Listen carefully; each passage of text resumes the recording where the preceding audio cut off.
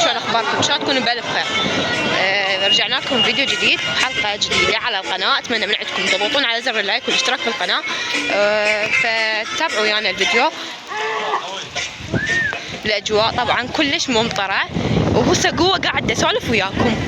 والله الاجواء خرافيه، تمنيتكم وياي. والله الجو كلش بارد، فاتمنى من عندكم تضغطون على زر اللايك والاشتراك بالقناه.